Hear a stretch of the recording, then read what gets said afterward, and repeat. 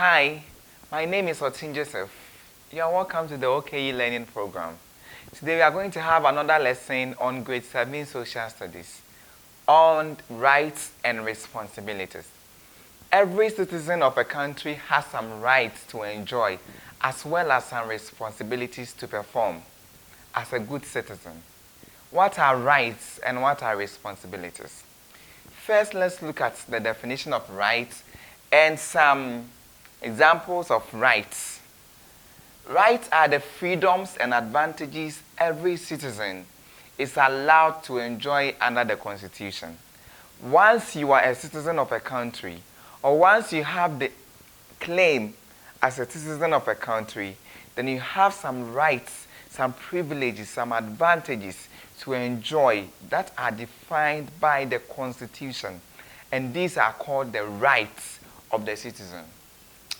Examples of such rights are legal rights. Under legal rights, we can have the right to be protected by the law. Every citizen of the country has the right, the advantage to be protected by the law of the country.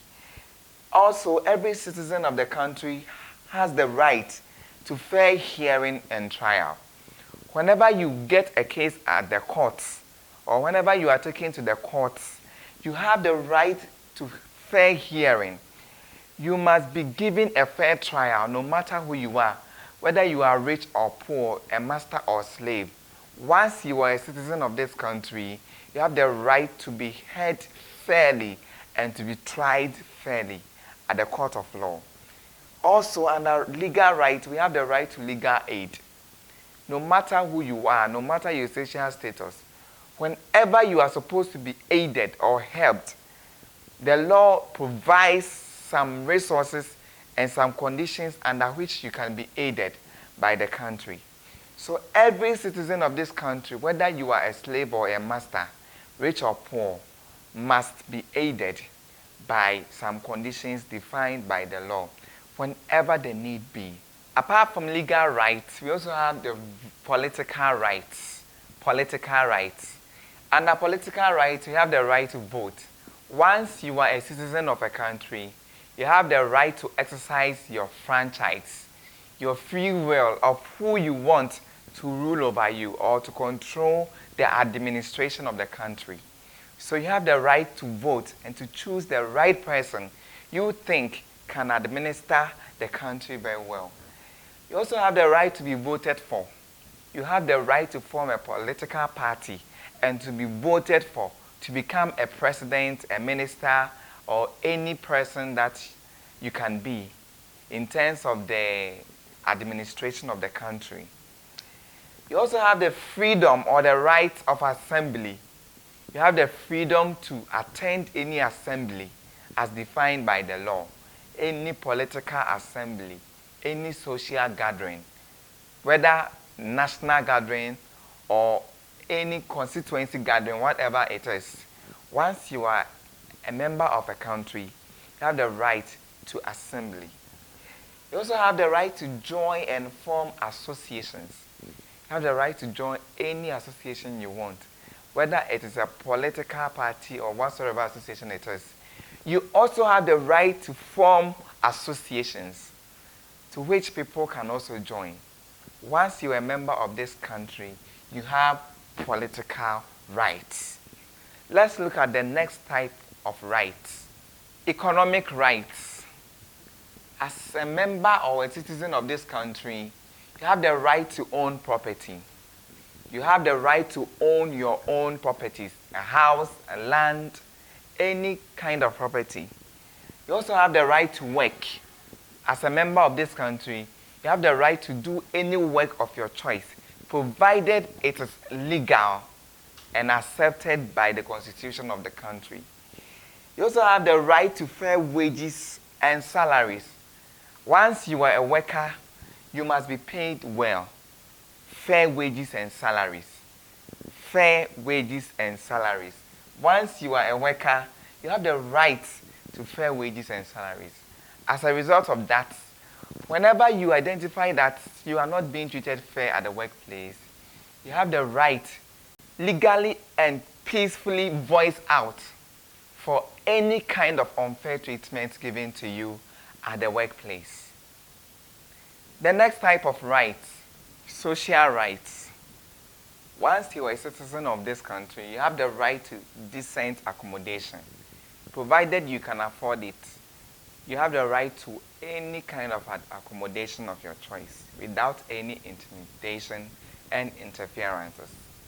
You also have the right to education. Every citizen of a country, especially Ghana, has the right to education, especially now that we have free education.